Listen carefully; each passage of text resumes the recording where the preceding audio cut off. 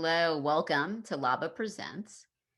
This is our monthly Fridays at 5 series featuring our LABA artists. I'm Laura Beatrix Newmark, and I'm the director of LABA New York. Tonight, we have the Notorious Matriarchs featuring LABA fellows Mindy, Pfeffer, and Dvir Cahana, and following their performances, they will be in a short conversation. Thanks so much for coming, and enjoy the show.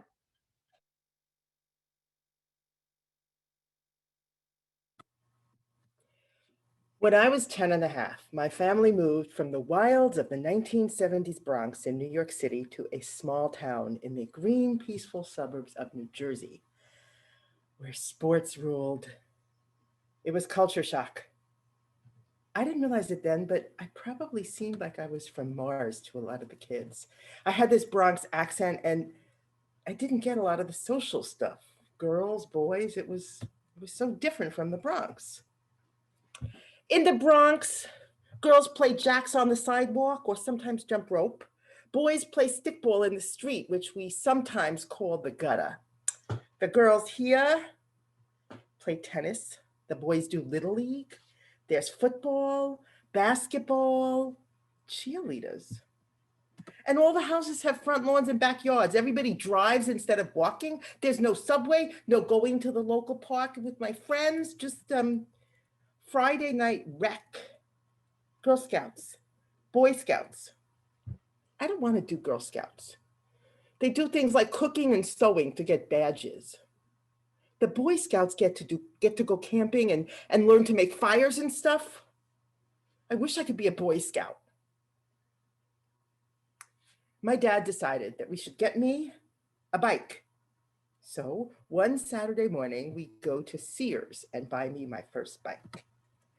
I pick out a royal blue Schwinn girl's bike.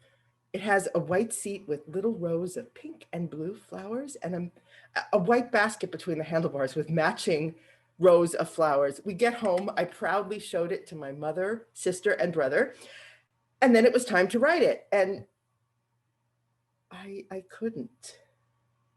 Oh, balancing on those two skinny tires, no way.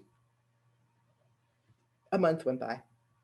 Finally, Dad said, we're getting you on that bike. So one Sunday morning after our usual pancakes and bacon breakfast, we go outside. He has the bike set up in the driveway and he picks me up and puts me on it. I'm supposed to ride up and down the driveway. He has my mother, younger brother, and sister sitting in lawn chairs at the bottom of the driveway to let me know if any cars are coming. Our street is pretty quiet, and on Sunday mornings, there were no cars going by, but still, it feels dangerous, living on the edge. We take off, Dad holding on to the back of the seat and running alongside me. We went up and down the driveway several times, and all of a sudden, I'm on my own. I'm on my bike, on those two skinny tires, balancing, flying. I look to my right, there's Dad, beaming. I look down the driveway, there's mom, brother, sister waving. I look ahead, oh no, I wiggle, I jiggle, I totally lose my balance, I fall. Hard. Me and my shiny new bike all in a jumble. I start to cry. Dad runs over, picks me up, gives me a hug. I hug him back. I wave to my mother, brother, and sister as if to say, I'm all right, watch me go, and I go back up the driveway. I ride down it, I fall again, and again. All day long, I ride down the driveway, fall, get up, and by dinner time, I'm riding. This was just around the time of Title IX. Now, Title IX was a law ensuring money for girls' sports. Before Title IX, 1 in 27 girls played sports in school. Now that number is 2 in 5. But back then, Title IX hadn't made much of a difference in our town. Girls were not encouraged to be athletic unless they were really good at sports, which I was not. I was a bookworm. I hated gym. But I loved riding that bike. I rode it everywhere. I even went on a 2-week camping and biking trip with the local Y from Peabody, Massachusetts to Portland, Maine, this summer between 8th and 9th grade. We rode every day. I always rode with a slow group, mostly girls. One day I took a chance and rode with a faster, mostly boys group, and I loved it. But I wasn't used to pushing myself like that. Fast forward many years. I grow up, go to college, study theater, move to New York City. I become an actor. Riding a bike or anything athletic is the farthest thing from my mind. Then one day, I sign up for a triathlon. I see a flyer in my favorite bagel shop for this group. You raise money for them. In exchange, they train you for a triathlon, a swim, bike, run race. The money goes to leukemia research. My father had died a few years earlier from leukemia, so it seems like a good thing to do. In Dad's honor, I sign up for the New York City Triathlon, an Olympic distance triathlon. 0.9 mile swim in the Hudson River. I can swim a few lengths of the pool at the Y. I do it to relax. 24.9 mile bike ride on the Henry Hudson Parkway.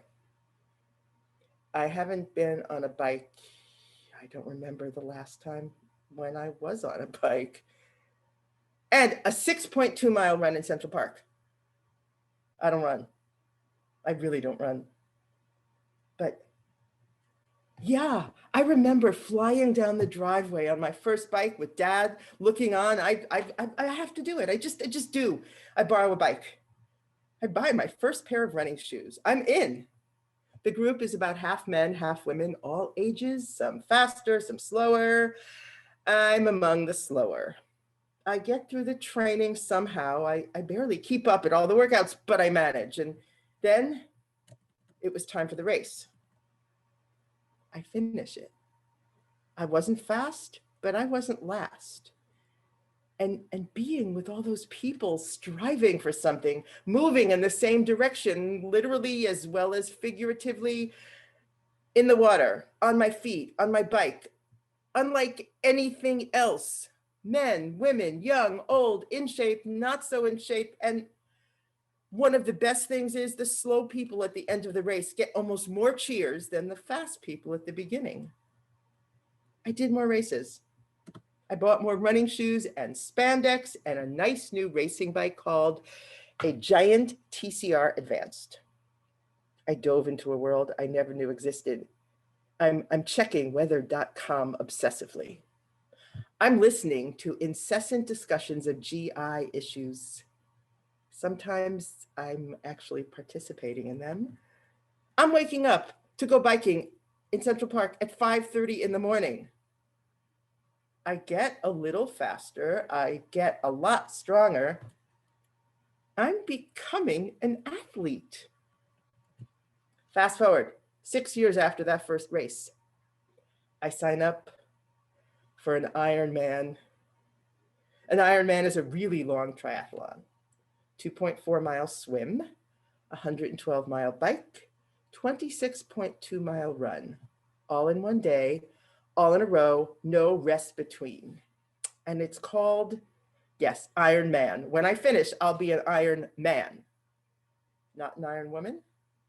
Well, Ironman races are something like 70% men and 30% women. So Iron Man. Friends ask me, don't you want to be called an Iron Woman? Feminist me thinks maybe I should, but it's an Iron Man. I joined a team to train for this Ironman for a year. The team has a great mix of people, women, men, fast, slow, younger, older, kind of like my first team. The coaches make it work. There's a lot of training, hours and hours and miles of swimming, biking, running, more than I've ever done. I was in it before, but now I'm really in it. I learn more about the world of triathlon, about the world of Ironman. There are pros, of course, uber athletes with bodies like steel, but the real legends are more regular people. There's a nun in her 80s called the Iron Nun. Her name is Sister Madonna Buder. She's done 45 Ironmans. She didn't start training till she was in her 50s. She says her training is like praying. There's a father-son team, Rick and Dick Hoyt. They've done 6 Ironman races and over 300 triathlons. The son has cerebral palsy. They do races together. The father swims with the son in a raft that he's towing. He bikes on a bike with a special attachment in the back for the son, and he runs pushing a wheelchair. There's scores of other people too, ordinary people, doing it because something is pushing them. I swim, I bike, I run a lot. I'm old compared to a lot of my teammates. I'm still on the slow side. We'll be running, and most of the team is ahead of me. Sometimes I can't even see them, but I keep on. I think about Sister Madonna and Rick and Dick Hoyt. Fast forward. Ironman, Lake Placid. Swim, bike, run. 140.6 miles. 140.6 miles? What was I thinking? Wait, what, me? No. I'm ready. I train for this. It's not about being fast. It's just about doing it, moving forward. Race morning, 6 a.m., raining, pouring, thundering, lightning as we swim. The swim was cut short, but the bike was not cut short. We biked in the rain, the thunder, the lightning, 112 miles. It's hilly, it's wet. I'm biking. I try not thinking about the rain, about the hills, about the thunder I hear. I just go, holding on to my bike's handlebars tighter than I ever had. Up and down and up, mostly up it seems. But at one point in the bike ride, there's a 7-mile descent. You can usually scream down 40 or 45 miles an hour. Yes, relief from all those hills. But now, oh shit, this is, wow. I'm going down this hill, 15, 20, 25 miles an hour. I'm squeezing my brakes hard, but I don't know what to do. My Schwinn, oh my God, my Schwinn never felt like this. Oh shit, I gotta slow down. I can't crash. I might crash. I can't crash. I might crash. It's so wet. I squeeze my brakes even harder. I get to the end of the hill. Done. Yes. No. It's still raining. I'm wet. I'm cold. And there are many miles to go, and I'm behind where I was hoping to be because of the rain. Well, everybody's behind. Some of us more so than others, but I want to get to that finish line. I'm still trying not to think about the rain and the thunder and the lightning and the cutoff. Oh, yes, there's a cutoff. The bike ride has a time limit. You have to be finished by a certain time to continue on to the run. There's a marathon, remember? After biking 112 miles, I get to run 26.2 miles, and I'm going to do it. I'm going to make that cutoff. So I am biking. I'm looking at my watch obsessively. I'm battling the clock. I start doing math in my head.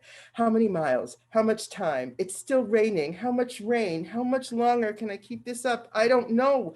I don't know. I remind myself how far I've come, and all of a sudden I flash back to my father flying down the driveway on my Schwinn with him beaming at me, and everything changes. I'm on a way different bike now, but I am still flying. I stopped looking at my watch. I stopped thinking. I don't think about the race. I don't think about the rain. I don't think about the marathon after the bike. All I know is I'm on my bike. I'm biking. And the sun, here comes the sun, do-do-do-do. Here comes the sun, I say it's all right.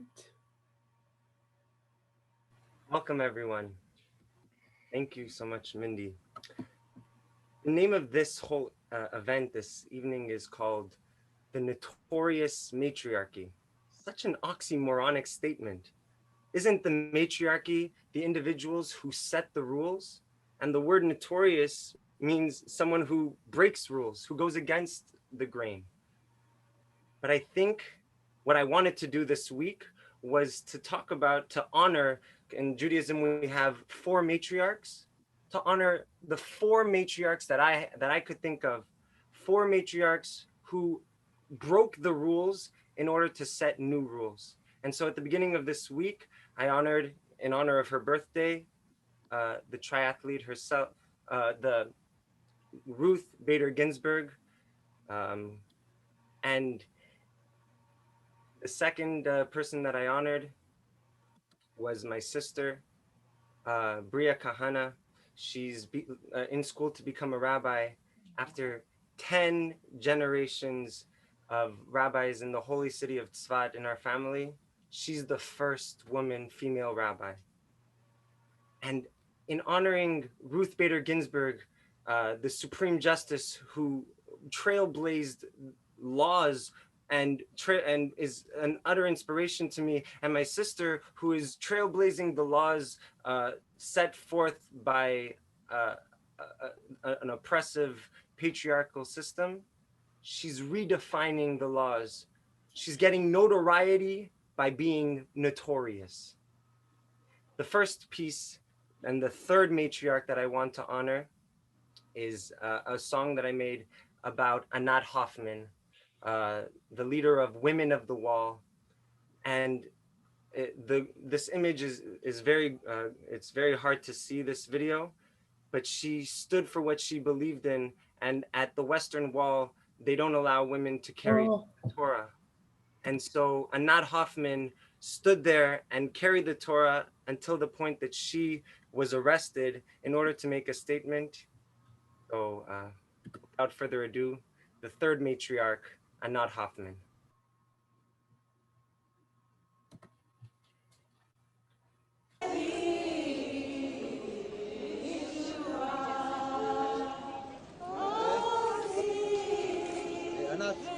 ענת, זה במפורש אסור. זה במפורש אסור. צאו בבקשה החוצה עכשיו. ענת, זה לא כמנהג המקום, צאו בבקשה החוצה. לשאת ספר תורה? ענת, זה לא כמנהג המקום. Two ways at creation prescribed. Which wanna close, wanna love, wanna feel you decide. Which followed? Why do we need hierarchy? Aren't we equal anyway? Each era is the same. See this smile from here to here ground. Why do we need hierarchy? Aren't we equal anyway? Each era is the same. See this smile from here to Iran. Had my Israel come and withdraw, so I summoned the call. Started praying, I'm in an all, then a protest warming the wall. Whoa. Knew what they do, seen a lot often, but not often. To join the fight, I have all thought then I got drawn and now you what I saw them. Hold it, hold it, hold it, hold it inside. I may have a fright to make up my mind. Open, open, open, open your eyes. In space I decide through a ray of light. Why do we need hierarchy? Aren't we equal anyway? Each era is the same. Dum dee dum dee dum dee dum dum. Why do we need hierarchy? Aren't we equal anyway? Each era is the same. Dum dee dum dee dum dee dum dum. Behold both curses and the blessed signs. Just climb to the crest line. Whoa. If not now, when's the best time? Don't let the EKG direct your deadline. Whoa. Relight the fire inside. Inspire the pride. Rewire your life. If you have desire to thrive, it makes the direness rise. Tireless nights prioritize. Hold it, hold it, hold it inside. I may have a fright to just take a side. Open, open, open, open your eyes. In space I decide through a real light. Why do we need hierarchy? Aren't we equal anyway? Each era is the same. Humpty Dumpty Dumpty Dum Dum. Why do we need hierarchy? Aren't we equal anyway? Each era is the same.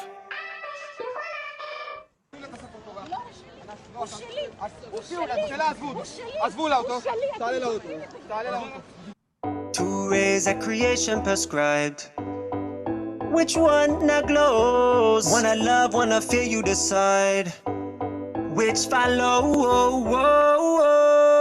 Why do we need hierarchy? Aren't we equal anyway? Each era is the same. See this smile from here to here ground. Why do we need hierarchy? Aren't we the same. See this smart, so see the what? Anochi noten lifneichem hayom bracha. צאי בבקשה החוצה עכשיו. ענת, זה לא כמנהג המקום, צאי בבקשה החוצה. לשאת ספר תורה? ענת, זה לא כמנהג... I'm so inspired by Anat Hoffman. The next matriarch that I want to honor tonight is a matriarch of my family, my grandmother, Alice Lokahana, who in Auschwitz, when she was on the death march to Bergen-Belsen, she escaped the Nazis because she saw her sister wasn't able to keep going. And in her escape, she broke the rules. She redefined the rules, and she said that she wouldn't allow herself to continue to receive the oppression. And so my grandmother, what she did after the Holocaust, instead of resenting and being filled with hatred, she converted her creativity into art.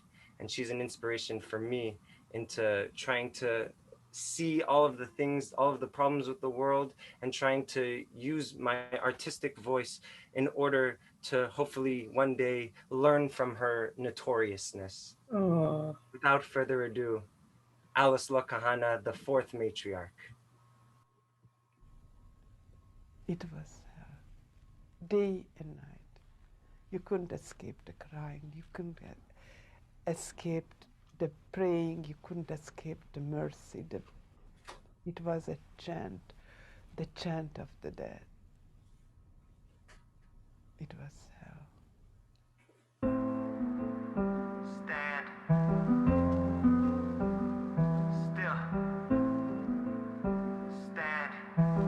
Still. Stand. Still. Stand. In this battle scene, blurring the lines of reality. On who do I have to lean? Oh, dispelling the fantasy. No. In this battle scene, blurring the lines of reality. Posture is casualty. No, but mine is a casualty. No. Stand up for what you stand for. Take a stand, stand your ground. Only the outstanding stand out. Can you withstand? Stands out. What's your standard now? As it stands, we're at a standstill. I can't stand standing ovations. In an instant, you stand corrected. Understand, you're just a stand-in of agents. In this battle scene, blurring the lines of reality. On who do I have to lean? Oh, dispelling the fantasy. No. In this battle scene, blurring the lines of reality. If posture is casually, no, but mine is a casualty. No. Hold it, from fetal to the grave. You need consensus for people to behave. My grandmother was a sheep killed to be slayed. Then took a chance, found a needle in the hay. No, she was so terrified. But looking at her sister, she was prepared to die. Must muster up some courage, we can't be scared to try. And there in the night, she found her paradise. They were forgotten, the slavery was no more. But she was locked in, the Red Sea was now closed off. And she stayed locked in, her freedom in the slow-mo. David lived so unlocked and kept her kingship and the slow-mo. But she was living in a fairy tale and readjusted to it very well. Just wanted to be where the people are like Ariel. But one Pocahontas, then it was very well. So she begged for her life, would do the work for two. Back into slavery, but willingly and worth it too.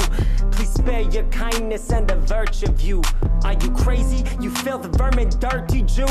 But why don't they love me? Dream of a good day, my life they have robbed me. Stolen childhood play, couldn't corrupt me. So long as I stood straight and looked him in the eye, needle the vav hey to yud hey. And this battle scene, blurring the lines of reality. Italicized have to lean, oh, dispelling the fantasy, oh. And this battle scene, blurring the lines of reality. If posture is casually, no, mine is a casualty.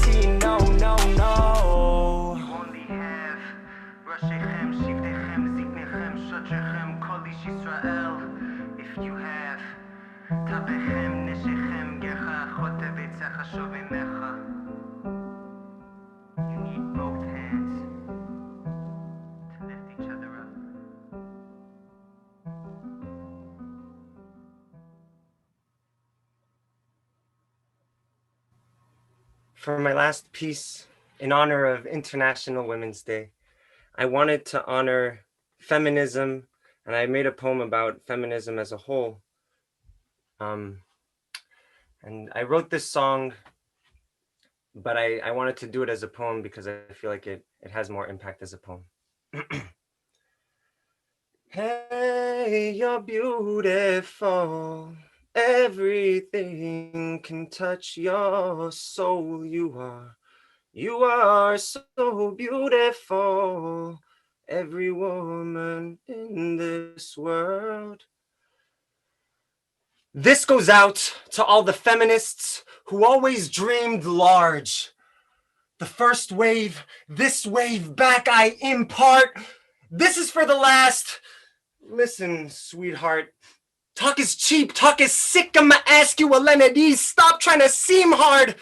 Why am I campaigning? Cause it's a damn shame when, excuse my mansplaining, the same jobs require the same stamped payment. So it's time we cleaned up our workforce, and it's time we cleaned up our acts.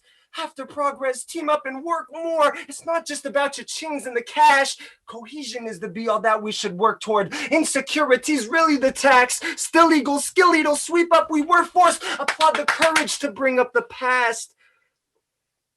Feather the burden, you deserve to fly. 'Cause your life is worth the sky. Not here just to surface glide. Catch a cloud, it's worth a try. Come as you do. No domestic abuse. Missed excuse. One isn't too few. They tell you, don't make a scene. Then tell you, open up a magazine. They'll make it seem naked teens, make it schemes. Born with it, airbrush on the side of caution, you should maybe lean. And your curves are on the bell tonight. They'll make you feel inadequate, then tell you lies. Till debt do you part, they don't veil you life. Don't let them sell you short, they'll sell you light. Let's have a party. Holy moly, don't get me started. Think her story. Let's turn the page. Triarchy, hey, you're beautiful. Everything can touch your soul, and you are so beautiful. Every woman in this world, everybody, hey, you're beautiful. Everything can touch your soul. You're beautiful, you're beautiful, you're beautiful. Regardless of gender, race, creed, religion, we're tasked on this planet to seek out the inner beauty in every soul. Amen.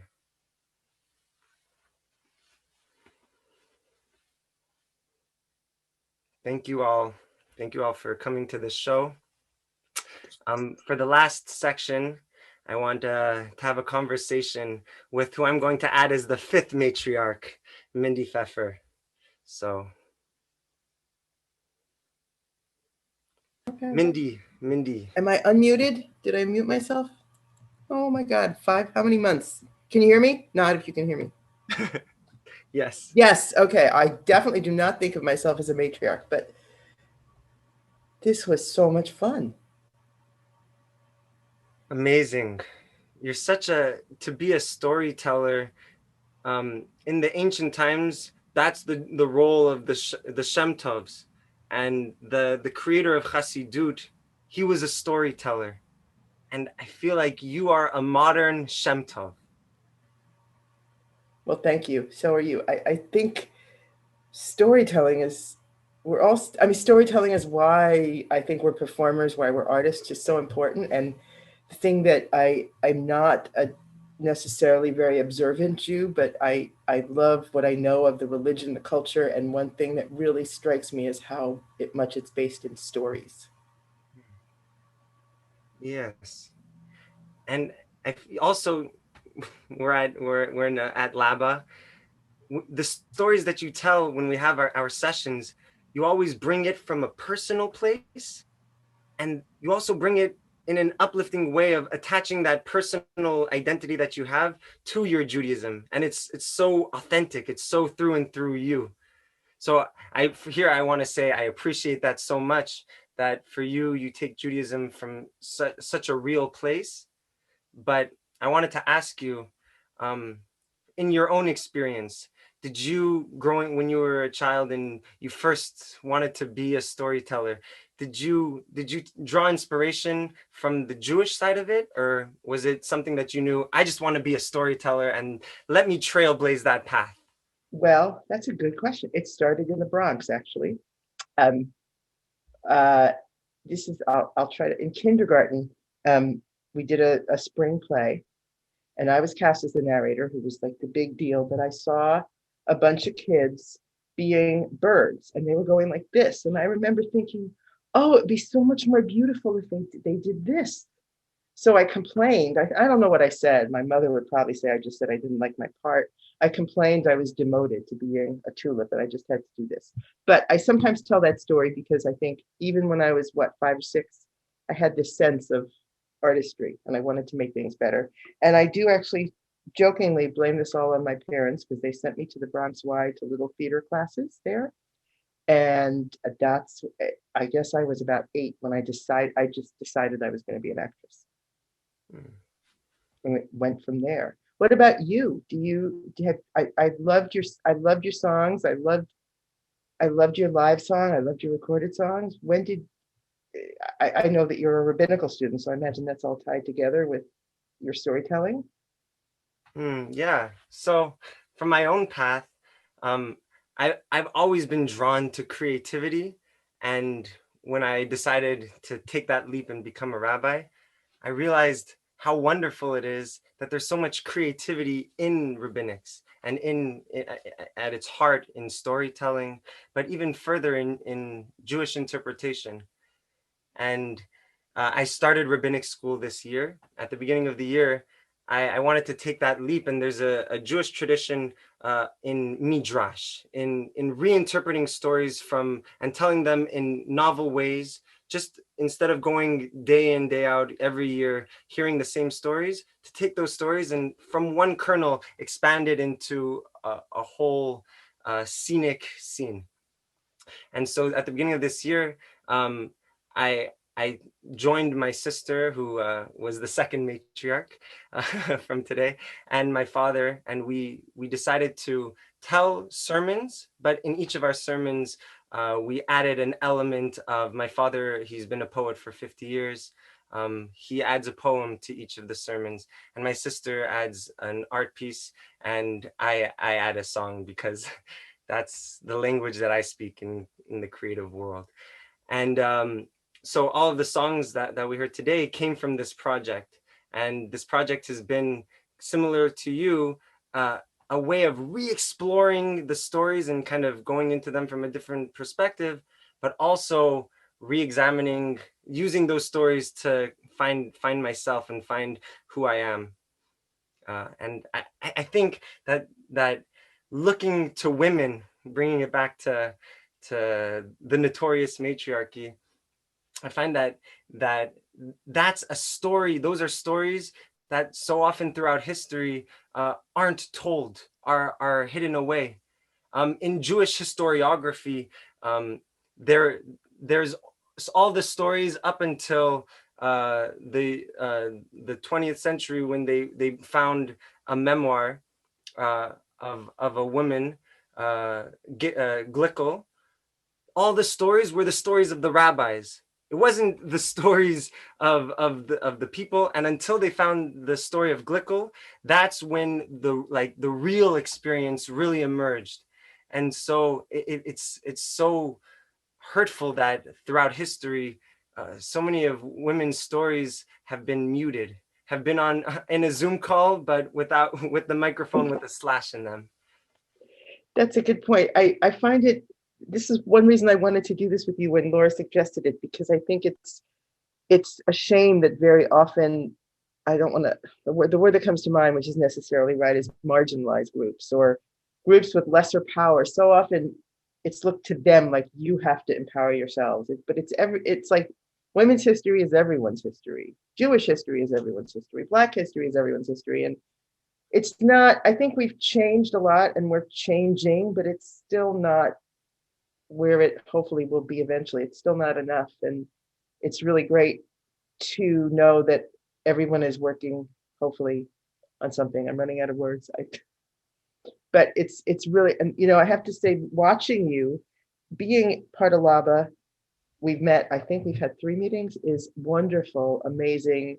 And I was telling someone the other day, with everything going on now, I am incredibly, incredibly grateful for Zoom and incredibly, incredibly disgusted by it, because seeing you and seeing the small little few boxes that I see of people makes me, and when we meet and we sit and talk, makes me crave being in person so much. But here we are. And that's kind of also with your story. There's a beautiful metaphor that ran through it of the race and the distance of that we're trying to overcome in this year of social distancing. The word distance has had such interesting connotations, but I think that triathlon, the 140 miles that we're trying to traverse, it's daunting to see how much yet there is for us to try to go through to empower people. But that mindset that you had, not fast, not last, but that like we're steadily progressing. I think that's something that's so inspiring. God willing, I sure hope so. One thing that you can change is that on the periodic table, the letters for iron are Fe. Yes, and there are people who make there are t-shirts for female Ironman that say FEMAL, female. Yes. Like women have made t-shirts like that. That's a whole other discussion, the Iron Man, Iron Woman. It's pretty funny. And it's interesting because the sport of triathlon has a lot of women, but Ironman and longer races have a lot fewer women. And it's interesting. There's an expression that men use, and some women use it too, which is it's a little or a lot derogatory. They call it being chicked. Means a man is passed by a woman. And a lot of women I know have taken it up as a rallying cry, like, yeah, I'm chicking, or I chicked that guy, but it's, you know, it's kind of odd.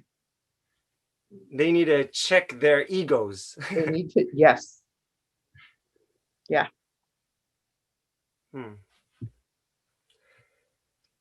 What a lovely presentation. Thank you so much, LABA. Thank you so much, 14th Street Y, for putting this on, for giving us this opportunity to perform. I've been craving so much to go out and perform. And though this doesn't replace the human connection, this has been such a thrilling thing to prepare for the last few weeks. And it helps to know one thing that I find as a performer, even though I crave people, it's wonderful to do things live. Even though I'm just looking at, you know, right there, I'm looking at the little dot. I know there are people there. I know we're all connecting. And hopefully we'll be able to connect in person, but however we do it is, like Dvir just said, not fast, not last. We do what we can. Amen. Amen. Thank you. I think we're done. Unless anybody wants to ask anything. Any questions? Anyone wants to ask us anything? Oh, my mom just showed up. Hi, Mom. I don't know if she meant to. Wave, Mom. She didn't mean to. Thank you, everyone, Thank you so much. Shabbat Shalom. Shabbat Shalom. Yeah. Thank you.